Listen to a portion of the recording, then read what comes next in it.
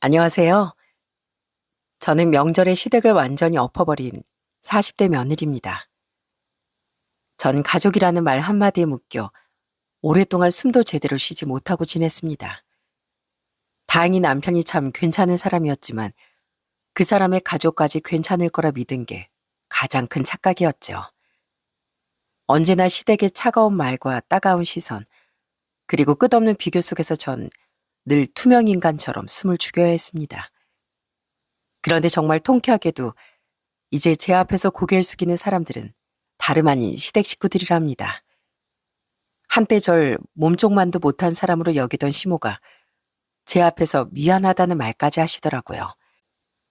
혹시 요즘 마음속에 답답함이 쌓여있는 분들이 계시다면 오늘 제 이야기를 들으며 조금이나마 속이 시원해지셨으면 좋겠습니다.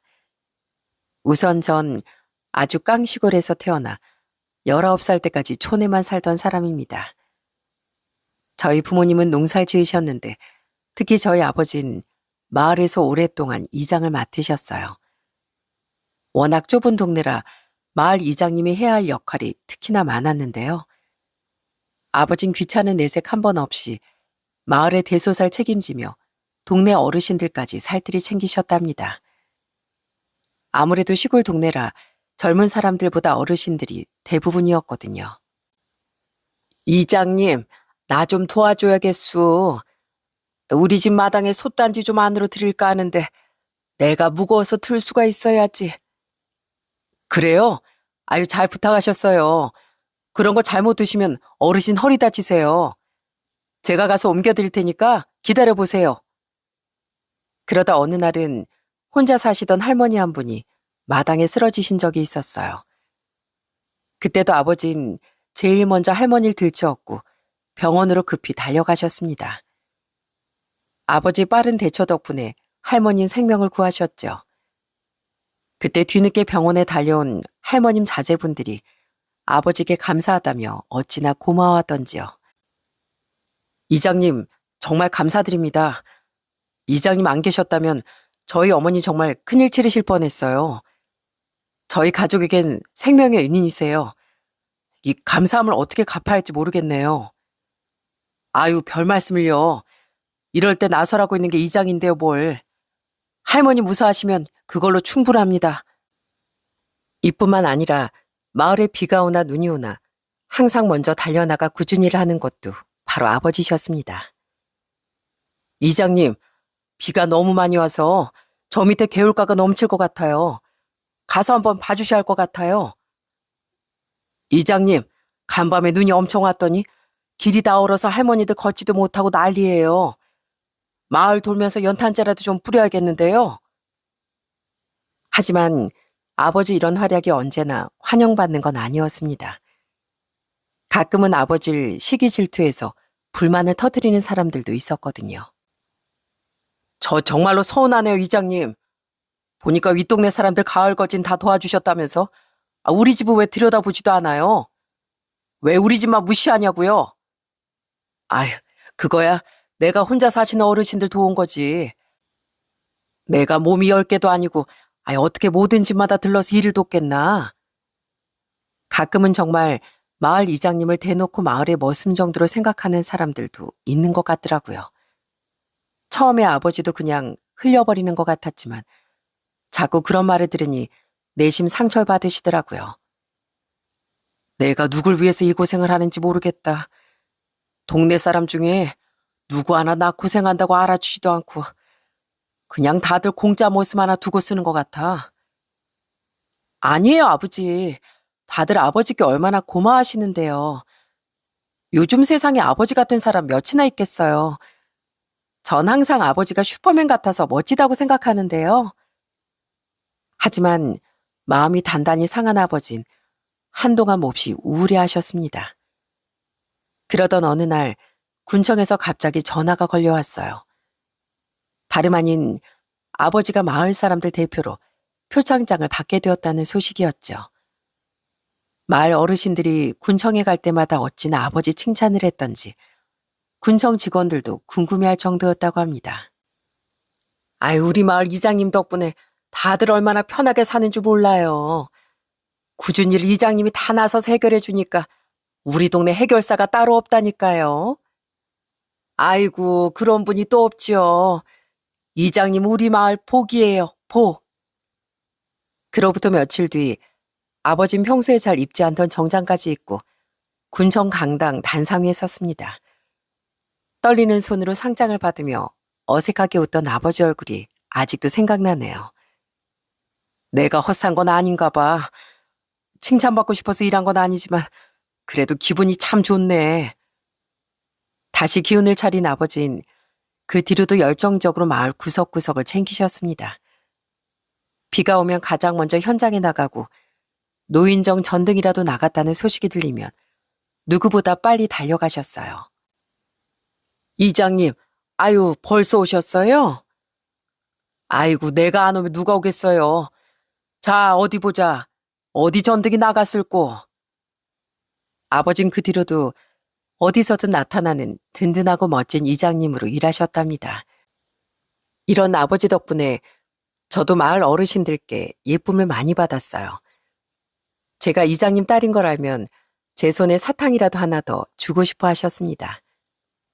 그래서 제가 도시로 취업이 됐을 때 조금 아쉬운 마음이 있었어요.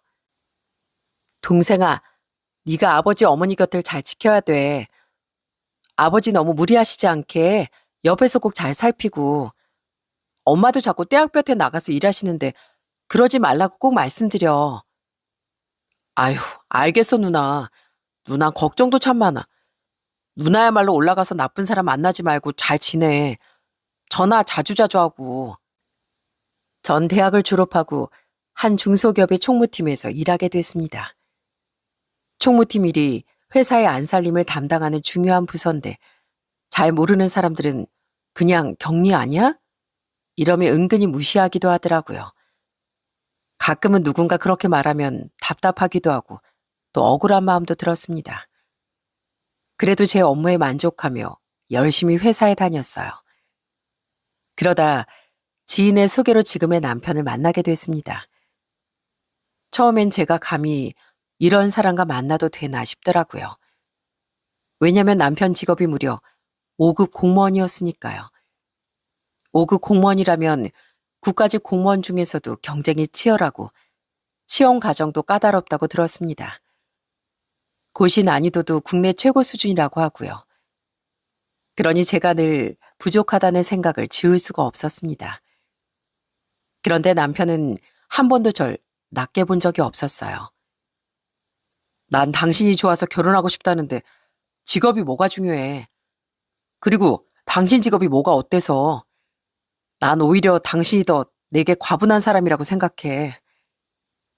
남편이 이렇게 말해주니 정말 고마울 따름이었어요. 하지만 결혼이라는 게 남편과 저만 좋다고 할 수 있는 일은 아니었죠. 남편은 집안의 장남이었는데 시모가 남편에 대한 기대가 하늘을 찌를 정도로 컸답니다. 그러니 처음부터 절 마음에 들어하지 않으시는 것도 당연했죠. 우리 아들은 나란 일 하는 사람이다. 나중에 봐라. 국회의원 아니면 장관까지 될 테니까. 내 아들은 앞으로 크게 쓸 인재야, 인재. 시모는 그렇게 본인 아들 자랑을 하시며 대놓고 절 깎아내렸습니다. 그런데 어디 구멍가게 격리 주제에 우리 아들이랑 결혼하겠다고? 아무리 봐도 급이 안 맞잖아. 어머니, 왜 그렇게 말씀하세요? 사람 사이에 급이 어딨어요? 이 사람이 얼마나 착하고 좋은 사람인데요. 다신 그런 말씀하지 마세요. 아유, 우리 잘난 아드님은 마음도 넓네. 너 정도면 더 잘난 여자들 만날 수 있었을 텐데. 어떻게 저런 반푼을 데리고 살겠다는 건지 몰라. 남편이 제가 좋다고 하니까 시모도 결국 고집을 꺾긴 했지만 결혼한 이후에도 시모는 늘 절 비난하고 자존심을 짓밟더라고요. 특히 제가 자존심이 상한 건 저희 둘째 동사 절 비교할 때였어요. 저희 시동생 아내가 피부과 의사였거든요. 그러니 시모가 저와 동서를 얼마나 비교했겠어요? 결혼 전엔 남편과 제 직업을 비교하더니 시동생이 결혼한 후엔 이젠 동서와 절 하나하나 비교하기 시작했습니다. 아유, 우리 둘째 며느린 어쩜 행동 하나하나가 다 교양이고 세련됐나 몰라. 누구랑 다르게 말 한마디라도 귀티가 줄줄 흐르잖니. 역시 피부과 원장님다워. 아유, 그에 비하면 만면이라고 있는 게 저렇게 별 볼 일이 없어서야 원. 여기다 공교롭게도 전 결혼하고 연년생으로 딸만 둘을 낳은 반면 동서는 아들 둘을 낳아 더욱 시모의 총애를 받았답니다. 남편과 전 아들이든 딸이든 상관없이 아이들이 건강하게 태어나준 것만으로도 그저 감사했어요. 하지만 시모는 장손에게 아들이 없다며 완전 난리가 났습니다. 네 동성 그 바쁜 와중에 아들 둘이나 낳았는데 넌 하는 일도 없으면서 우리 집안 대를 끊어먹을 셈이냐? 어쩜 내 마음에 드는 게 하나도 없어. 이때 동선 시모 옆에서 정말 얄밉고 솔직히 말해 재수없게 말을 보태더라고요. 형님, 혹시 몸에 무슨 이상 있는 거 아니세요? 난 딸 하나 낳고 싶어도 계속 아들만 생기던데 어떻게 그렇게 딸만 줄줄이 나오세요?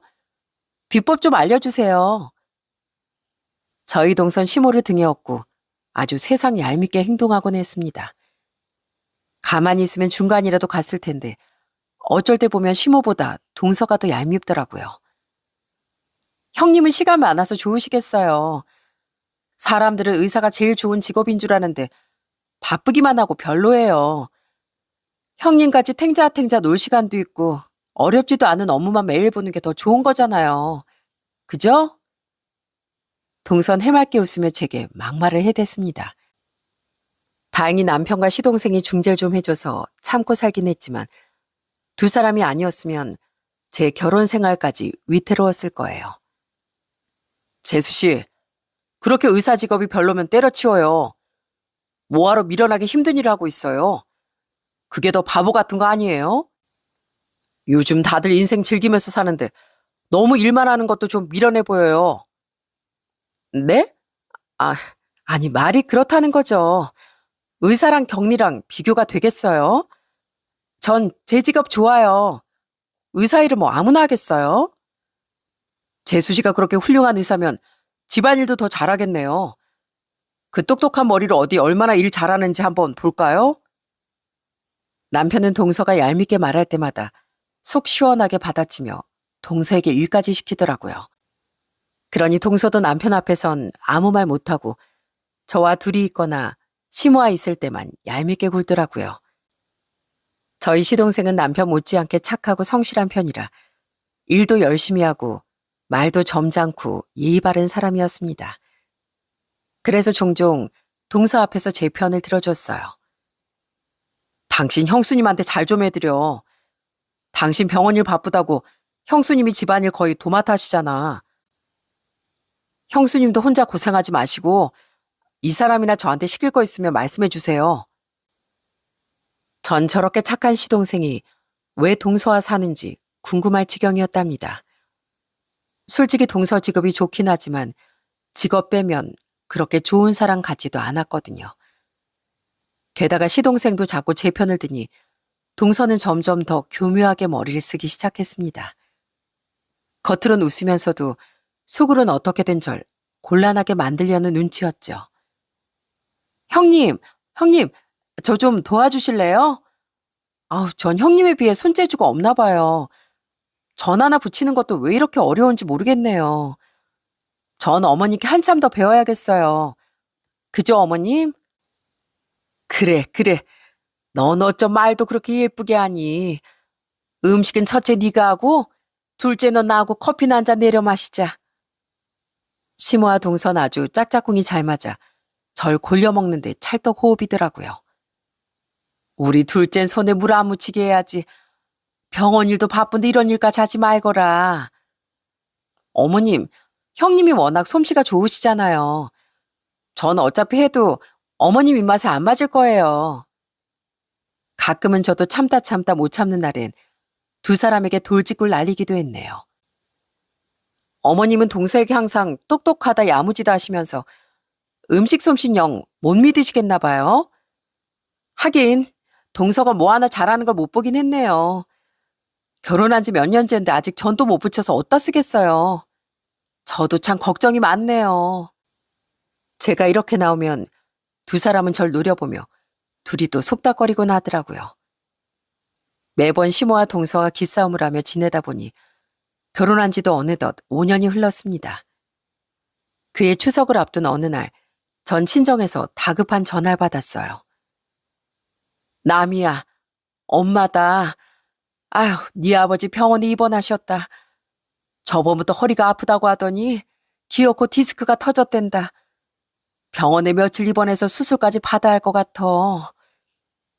그건 바로 친정 아버지가 병원에 입원했다는 전화였습니다. 이제 아버지 연세도 있으시고 평소에 워낙 몸쓰는 일을 하시다 보니 몸에 고장이 나신 모양이에요. 하필 명절을 앞두고 수술까지 받으신다니 전 걱정이 이만저만이 아니었습니다. 그래서 한참 고민하다가 남편에게 물었어요.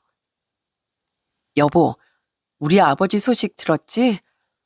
아버지 수술하시고 한동안 입원까지 하신다는데 이번 추석엔 우리 집에 먼저 다녀오는 거 어때? 명절 끝나고 가면 너무 늦을 것 같아. 저희 시댁은 차로 30분 거리였지만 친정은 3시간이 넘게 가야 했어요. 그래서 늘 차가 덜 막히게 명절이 끝나고 가곤 했는데 이번엔 상황이 달랐습니다. 남편은 아주 흔쾌히 그러자고 했고요. 평소처럼 시댁에 먼저 들리지 못하는 게 마음에 걸렸지만 이번만큼은 친정을 먼저 찾아뵙게 되었죠. 압씨, 허리는 좀 어떠세요? 그러게 제가 건강관리 좀 하시라고 했잖아요. 제가 얼마나 깜짝 놀라는 줄 아세요? 아이고, 우리 딸이 오랜만에 보자마자 잔소리부터 하는구나. 그래도 이 핑계 삼아 우리 딸 얼굴 보니까 참 좋다. 박서방 자네도 잘 있었지? 그래, 사돈 어르신들도 건강하시고? 네, 장인어른도 건강하셔야죠. 그래도 요즘은 기술이 좋아서 수술 받으면 금방 괜찮아지신대요. 그러니까 수술 잘 받고 오세요. 저희 계속 여기 있을게요. 다행히 아버진 몇 시간에 걸친 수술을 잘 받고 나오셨고 수술이 잘 끝나서 회복만 잘하면 일상생활에도 큰 지장이 없을 거라 했습니다. 그래도 며칠 입원하셔야 한다길래 동생이 병원에 있기로 하고 전 엄마 친정집으로 향했어요. 오랜만에 친정에 오니 이제야 내 집에 온 것 같고 마음이 편하더라고요. 원래 계획은 아버지 수술이 잘 끝나는 것만 보고 시댁에 갈까 했는데 부모님 얼굴을 뵈니 발길이 쉽게 떨어지지 않더라고요. 남편은 제 마음을 알아채고 먼저 하룻밤 자고 오자고 제안했습니다. 밤중에 다시 운전해서 올라가기도 그렇고 이참에 하루 더 자고 가면 어때? 명절에 장모님 혼자 계시는데 같이 있어드리면 좋을 것 같은데. 전 당연히 너무 좋다고 대답했고 저희 엄마도 너무나 좋아하시더라고요. 하룻밤 자고 간다고? 그래, 잘 생각했다. 네 아빠도 병원에 있고 나 혼자 집에 있기 쓸쓸했는데 잘 됐다. 명절에 우리 딸 우리 사이 얼굴 실컷 보겠네. 남편이 배려해준 덕분에 전 친정 식구들과 오붓한 시간을 보냈습니다. 친정에서 엄마랑 저녁도 먹고 같이 나란히 누워 수다도 실컷 떨었어요. 다음날 아침 일찍 다시 아버지 병원도 들렸고요. 아빠, 손에 굳은 살이 왜 이렇게 많아요? 피부도 까칠까칠하고 귀찮더라도 로션 잘 바르세요. 아니다, 제가 쓰는 거 있는데 아버지 드리고 갈게요. 그러니까 병원에서도 잊지 말고 잘 바르세요. 전 그러면서 아버지 손에 로션을 발라드렸어요. 우리 딸이 아빠 로션도 발라주고 참 좋구나. 어떠냐? 아빠 손 예쁘냐? 박서방, 내 손 어떤가? 아주 섬섬 옥수십니다, 장인어른. 그러면서 남편은 오랜만에 사위 노릇을 할 수 있어 좋다고 웃더라고요. 남편은 이뿐만 아니라 힘쓰는 일을 해드리고 가겠다며 시골집에 일손이 필요한 일에 팔을 걷어붙였습니다. 당신 소염물 안 줘봤지? 내가 알려줄게. 자, 이 푸대에 있는 게 볏짚이야. 이걸 먼저 안에 깔아줘야 돼. 그래야 소가 먹을 때 편하게 먹거든. 와, 그냥 밥만 주는 게 아니었구나. 나야 뭐 맨날 공부만 하느라 이런 건 한 번도 안 해봤거든. 당신 완전 농사꾼 폼이 제대로 나는데? 남편은 제가 알려주는 대로 곧잘 따라하더군요. 저희 아이들도 외가가 좋은지 외할머니 품에서 보채지도 않고 잘 놀더라고요. 그렇게 행복한 시간을 보내다 아쉬운 발걸음을 돌려 시댁으로 향했습니다. 엄마, 아버지 간호 잘 부탁드려요. 저희는 이제 올라가 볼게요. 도착하면 전화 드릴게요. 엄마도 밥 잘 챙겨 드시고 따뜻하게 입고 다니시고요. 장모님, 저희 가보겠습니다. 다음 명절에 또 내려올게요. 그리고 장인어른께도 안부 잘 부탁드려요. 아유, 그래. 운전해서 가기 피곤할 텐데 조심히 올라가고.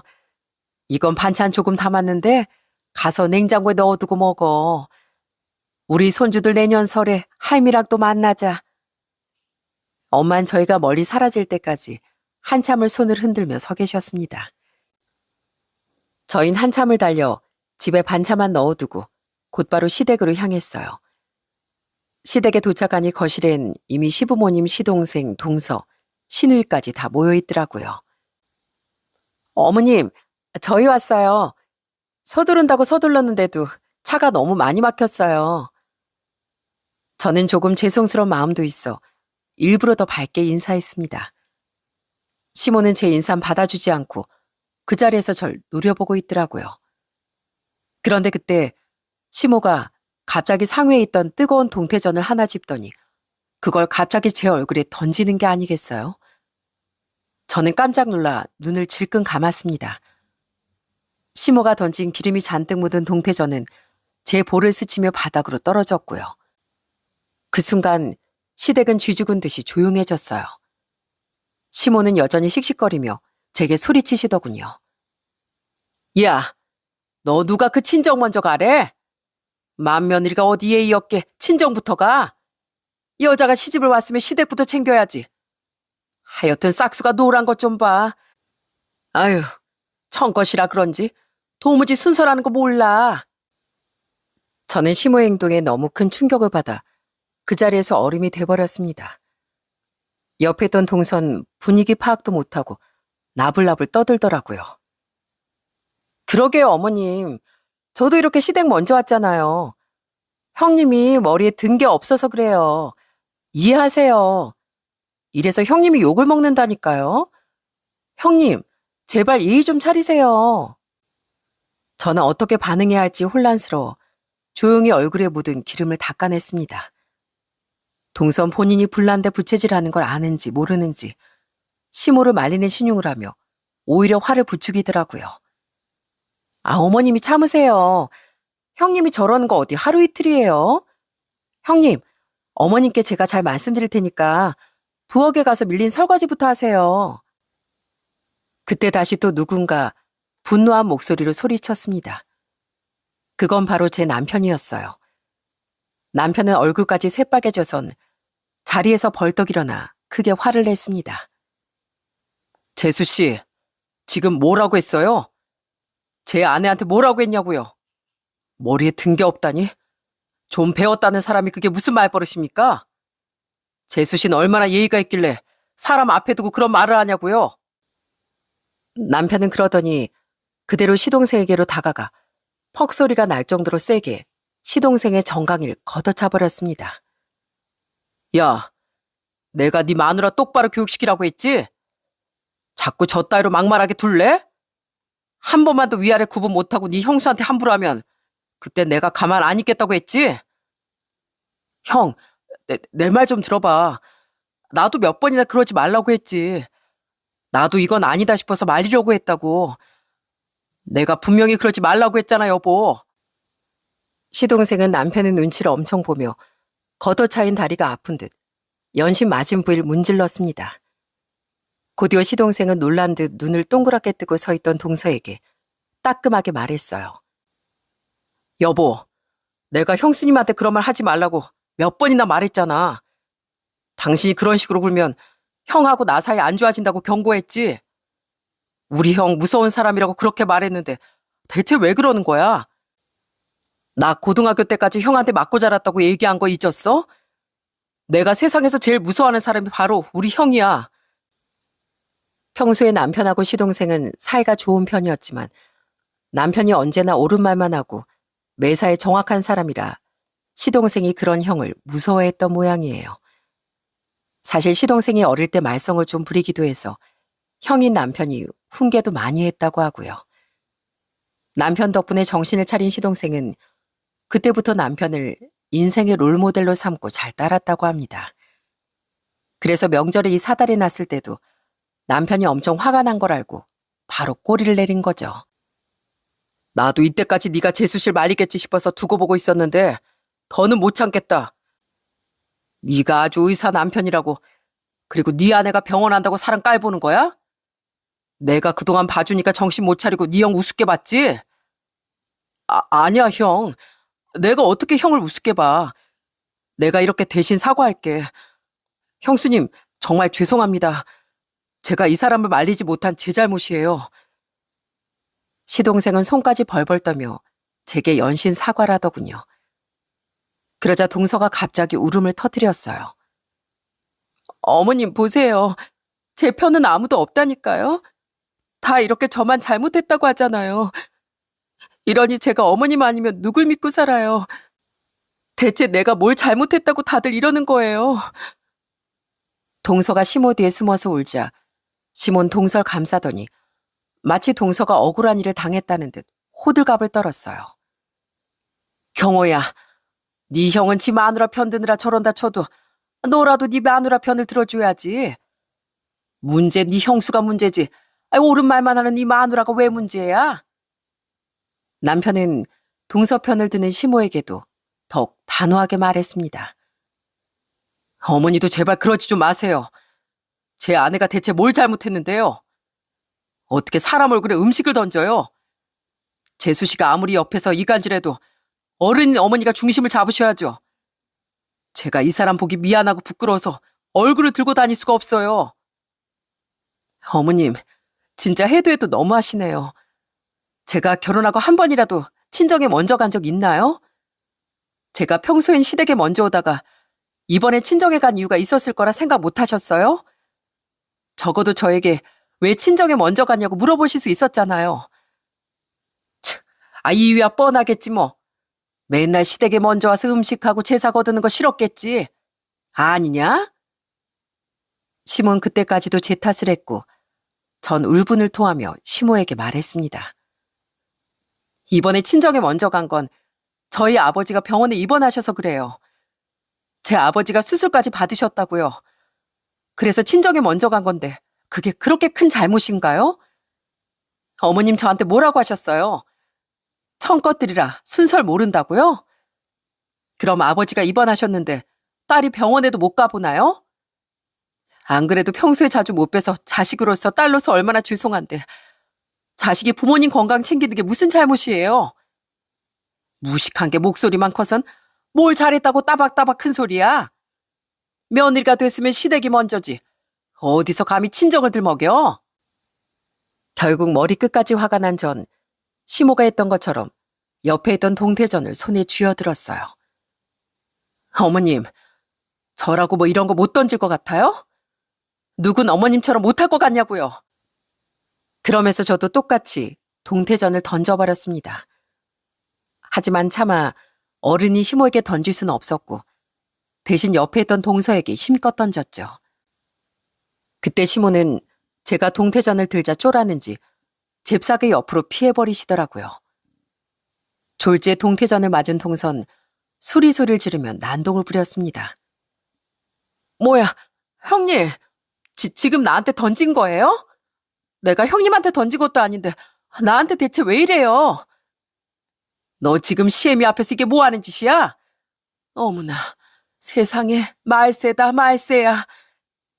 어머님, 제발 집안의 어른이시면 모범을 보이세요. 어머님 때문에 가족들 살만 나빠지고 있는 거 안 보이세요? 옆에 어린 손주들 있는데 부끄러운 줄 아세요, 제발. 저 이런 기분으로 여기 못 있겠네요. 저만 사라지면 되잖아요. 이 집 며느리 자리 반납하겠습니다. 저는 벗어두었던 외투를 챙겨들며 남편에게도 말했습니다. 당신 여기 계속 있을 건지 아니면 날 따라올 건지 알아서 해. 전 곧바로 짐을 챙겨서 나와버렸고 남편도 바로 아이들을 챙겨 제 뒤를 따라 나왔습니다.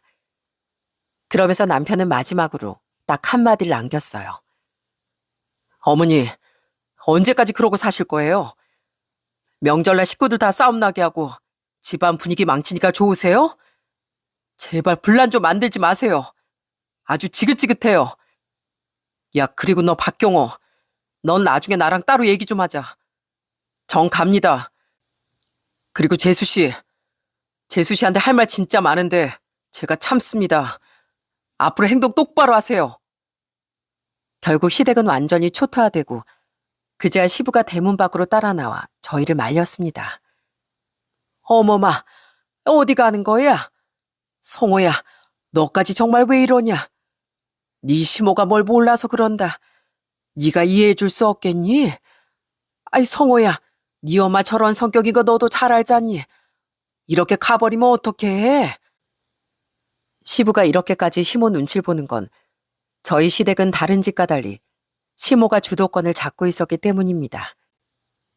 시모가 덩치가 큰 편이라 몸무게도 70kg이 넘고 시부도 키는 165에다 딱 봐도 한 60kg 정도밖에 안 나가 보였어요.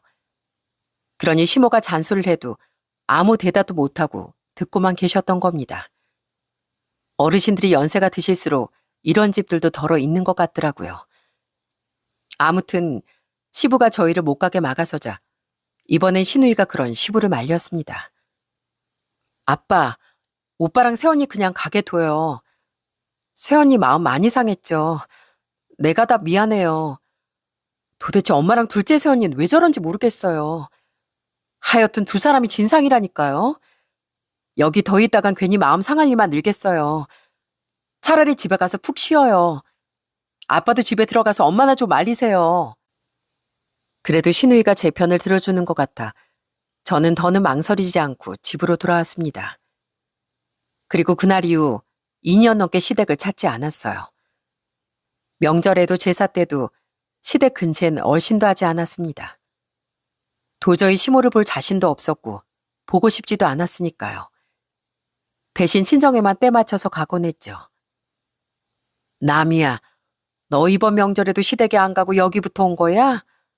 엄만 조금 걱정이 되는구나. 장모님 괜찮습니다. 매번 저희 집부터 갔는데 장인 장모님 뵈러 오는 게 뭐가 어때서요. 걱정하지 마세요. 제가 이렇게 시댁의 발길을 뚝 끊으니 남편도 당연히 시댁에 찾아가지 않더라고요. 대신 시부하고 시누이가 시모 몰래 저희 집에 찾아왔어요. 어머마, 내가 저번에 네 시모 편을 들었다고 나까지 오해하지 않았으면 좋겠다. 난 늘 네 편이었어. 네가 잘못한 게 뭐가 있겠니? 네 시모 성격이 그 모양인 게 문제지. 그땐 더 큰 싸움이 날까 봐 이해심이 넓은 너에게 먼저 사과하라고 했던 거야. 그래요, 새언니. 그날 내가 집에 가서 아버지한테 엄마 편들지 말라고 엄청 뭐라고 했어요. 전 오빠랑 새언니, 우리 조카들까지 너무 보고 싶은데 이렇게 가끔 찾아와도 되죠? 전 항상 새언니 편이었어요. 어머마, 나도 우리 손주도 보러 오게 허락해다오. 그러세요. 저도 아버님과 아가씨한테 나쁜 감정 없어요. 저 때문에 남편이 아예 가족들이랑 연 끊고 사는 걸 바라지도 않고요. 그 뒤로 시부와 시누인 예전처럼 자주 얼굴도 보고 연락도 주고받게 되었답니다. 처음에 제가 시댁에 가지 않겠다고 뛰쳐나오자 시모는 다신 오지 말라며 문까지 걸어 잠갔대요. 그래, 다신 오지 마라. 저런 버릇없는 며느리 나도 싫다. 나한테 어디 며느리가 너 하나뿐이야? 나도 네 얼굴 봐야 반만만 떨어져.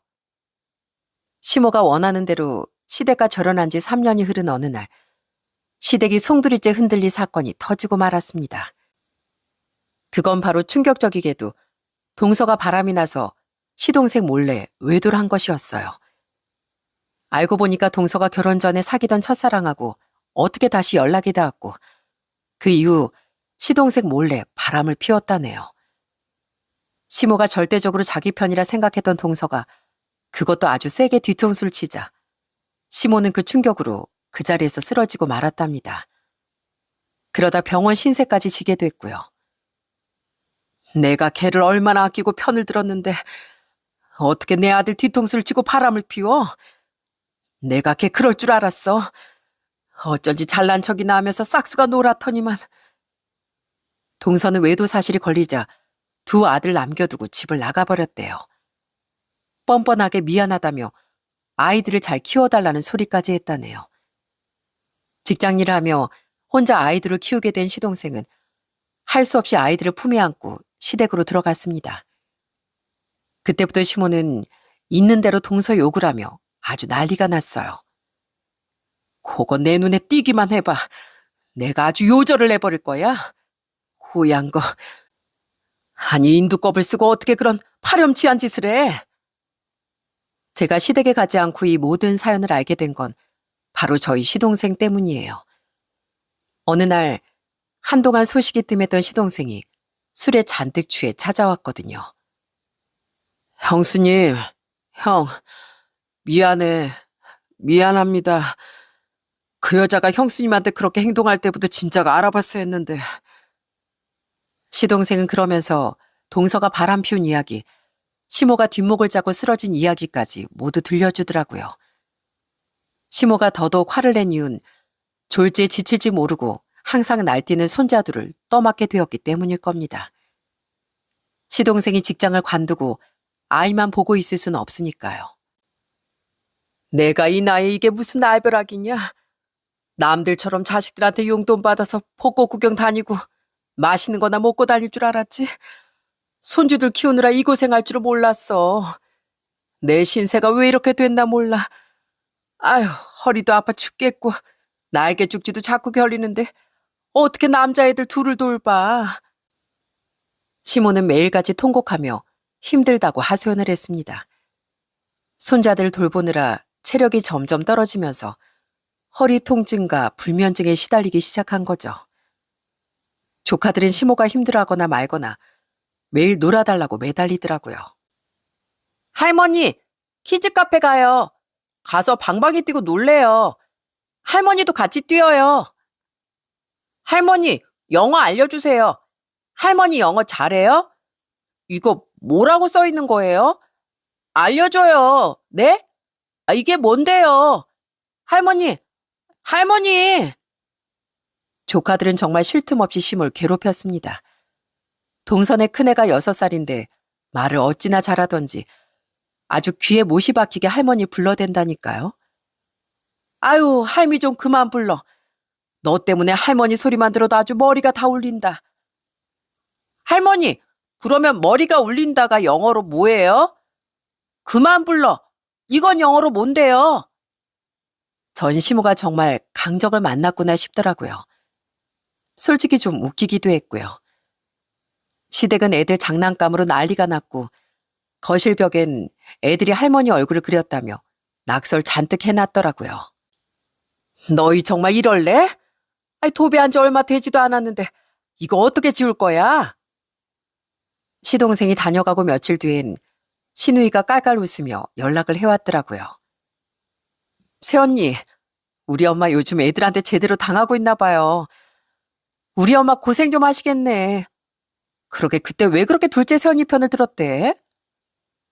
실제로 시모는 손주들을 키우며 살이 5kg나 빠지고 얼굴이 헬스케졌답니다. 조카들은 뛰어놀다 시모가 아끼던 액자도 깨버리고 전에 동서가 사다 준 명품 가방에 매직으로 예쁘게 글씨까지 써놨다지 뭡니까?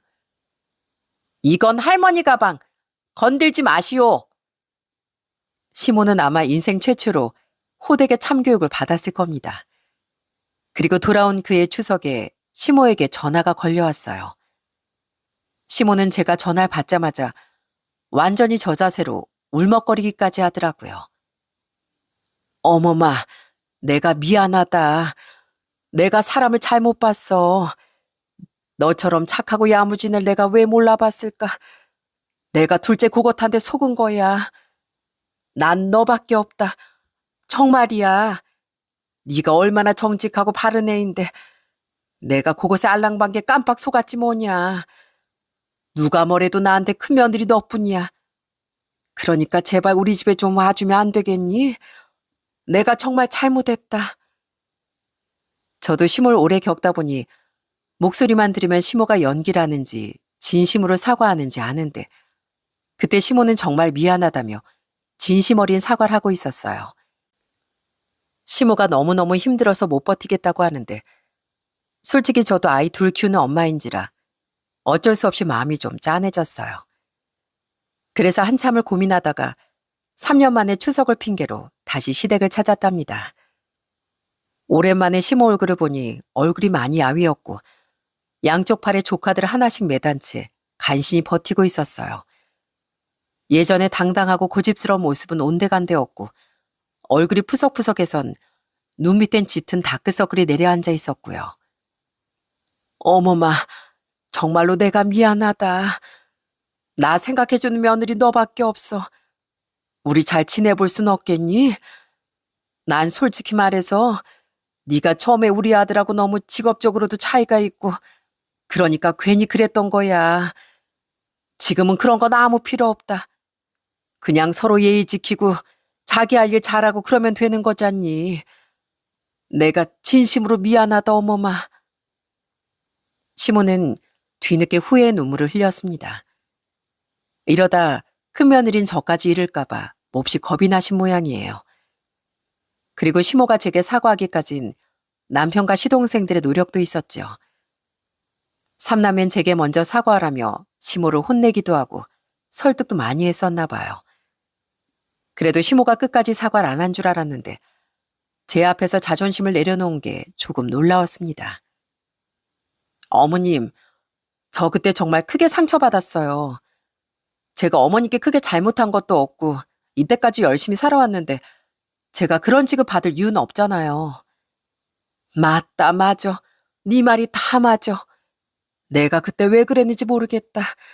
정말 미안하다. 전 한없이 초라해진 시모를 결국 용서하기로 했습니다. 제게 진심으로 사과하시기도 했고 남편에게 하나뿐인 엄마를 빼앗고 싶지도 않았으니까요. 그 전쟁과도 같던 갈등이 다 지나고 몇 년이 흐른 지금은 예전 모습은 상상도 할 수 없게 모두 잘 지내고 있어요. 시모는 여전히 손자들을 키우며 고생 꽤나 하고 계세요. 할머니, 놀이터 나가 놀아요. 네? 놀이터 가서 그네 밀어주세요. 저번처럼 약하게 밀지 말고 세게 밀어줘야 돼요. 아휴, 이놈아. 네 할머니 나이가 몇인 줄 알고 맨날 놀이터 나가자고 하는 게야. 아유, 그래, 가자, 가. 놀이터 못 가게 하면 집안에 또 뭘 깨먹으려고. 다만 지금은 저도 그렇고 시누이도 그렇고 종종 시댁에 와서 조카들 키우는 걸 돕고 있습니다. 저희 시누이는 아직 나이가 40인데 결혼을 안 했거든요. 아가씨는 결혼할 생각이 아예 없어요. 아버님, 어머님도 아가씨 언제 결혼할지 걱정이 많으시잖아요. 결혼이요? 아우, 난 싫어요. 난 새언니가 시집살이 당하는 것도 봤고 우리 엄마가 며느리 고생시키는 것도 다 봤잖아요. 그 꼴 당할 바엔 그냥 혼자가 훨씬 편해요. 새언니처럼 마음 넓은 사람이 돼야 우리 엄마 같은 시모를 이해하고 살죠. 안 그래요? 시동생은 여전히 동서에게 배신당한 상처를 안고 살고 있네요. 그래도 전보다 많이 회복돼서 요즘은 종종 웃기도 하고 전보다 술도 많이 줄였더라고요. 엄마 죄송해요. 우리 애들 돌보기 많이 힘드시죠? 제가 야근만 좀 없어서도 일찍 퇴근해서 애들 챙길 텐데 하필 야근도 많아서. 너, 네 엄마 힘든 거 알면 얼른 새장가 갈 생각이나 해. 내가 아주 애들 키우다가 허리가 휠 지경이다. 엄마, 죄송한데 누가 나 같은 조건을 가진 사람한테 시집 오겠어요. 시동생 역시 재혼은 꿈도 안 꾸는 것 같습니다. 괜히 엄한 사람 고생시킬 수는 없다면서요. 아마 시모의 황혼 육아는 꽤 길어질 것 같습니다. 마지막으로 저희 친정 부모님도 어디 아픈 데도 없으시고 아주 잘 지내고 계세요. 저희 아버진 그때 수술을 받으시고 회복을 잘 하셔서 허리가 많이 좋아지셨답니다. 아빠, 집에 쌀이랑 채소들 보내주신 거 잘 받았어요. 아니, 무슨 호박이 이렇게 커요? 이렇게 큰 호박은 난생 처음 봐요. 우리 딸. 그래, 택배 잘 받았어? 그거 아빠가 열심히 키워서 그런다. 맨날 자식들 돌보듯이 들여다봤더니만 그렇게 싱싱하게 잘 자랐지 뭐냐. 맛도 엄청 좋을 거다. 박서방하고 애들하고 나눠 먹어. 마음 같아선 친정 부모님을 더 자주 뵈러 가고 싶지만 멀리 떨어져 사는 게 참 아쉽기만 하네요. 그래도 시골에서 언제나 저와 남동생을 기다려주시는 부모님 생각에 마음이 참 따뜻해진답니다. 항상 제가 전화를 드릴 때마다 밥은 잘 챙겨 먹었는지, 애들은 잘 크는지, 박서방은 어떤지 물으신다니까요. 저희 부모님의 목소리엔 언제나 자식들을 향한 그리움과 걱정이 한가득 담겨 있는 것 같습니다. 남편은 언제나 절 배려해주며 언제든 친정에 다녀오자고 말해주곤 해요. 여름 휴가 때 아이 처가에 가서 며칠 쉬고 오는 건 어때? 맨날 하룻밤만 자고 오는 게 나도 아쉬웠거든. 애들도 시골 가서 뛰어놀면 좋잖아. 나도 장인어른 일도 좀 도와드리면 좋고. 정말? 당신 내려온다고 하면 우리 엄마 아빠 정말 좋아하실걸? 아마 가기도 전부터 씨암탉부터 삶고 계실 거야. 전 요즘 따라 항상 제 편이 되어주고 어떤 상황에서도 절 먼저 생각해주는 남편에게 참 고맙다는 생각이 듭니다. 결혼 초반엔 시댁과 갈등도 있었고 아이들 키우느라 정신이 없었지만 지금은 저희 집도 조금씩 자리를 잡아가고 있다는 생각이 드네요. 이제 저희 큰아이는 초등학교 3학년, 작은아이는 1학년에 들어갔거든요. 딸내미들이라 신경 쓸 부분이 더 많은데 남편은 아빠로서도 역할을 잘해주고 있답니다. 우리 공주님들 내일 학교 가려면 얼른 자야겠지? 내일 아빠가 차로 학교 앞까지 데려다 줄게. 그러니까 우리 아침에 출근하는 엄마 힘들게 하지 말자. 매일 아이들이 가방 메고 학교 가는 걸 보면 언제 저렇게 컸지 싶네요. 애들 잘하는 걸 보면 힘들었던 지난 시간들이 다 보상받는 기분이 든답니다. 저도 직장인인지라 애들 키우면서 일까지 한다는 게 쉽진 않지만 그래도 식구들이 잘 먹고 잘 지내는 걸 보면 그 순간만큼은 모든 피로가 싹 가시는 것 같습니다. 앞으로도 전 엄마로서 아내로서 그리고 손남이 저 자신으로서 지금처럼 열심히 최선을 다해 살아가려고 해요. 살다 보면 또 싸우고 서로 토라지는 날이 오기도 하겠죠. 그래도 우린 큰 어려움을 극복해본 가족이니까 또다시 힘든 일이 생겨도 잘 이겨낼 거라 믿습니다. 언젠가 저희 딸들이 다 자라서 제품을 떠나더라도 우리 엄마 늘 최선을 다해 사셨어요. 이 말 한마디만 들을 수 있다면 전 그것만으로도 충분할 것 같습니다. 가족이란 세상이 아무리 날 몰라줘도 언제나 내 편이 되어주는 사람들이라고 하잖아요. 그렇게 생각해보면 가족들 덕분에 지금의 제 삶은 참 고맙고 감사한 일들로 가득한 것 같습니다. 여러분도 곁에 있는 가족이나 사랑하는 사람들에게 충분히 위로받고 또 위로를 줄 수 있는 행복한 하루하루 보내시길 바랄게요. 요즘 어딜 보나 가슴 아픈 사건 사고들이 참 많은데 부디 제 사연이 여러분의 일상에 작은 즐거움으로 남았으면 좋겠습니다. 그럼 이만 제 글은 줄이도록 하겠습니다. 들어주셔서 감사합니다.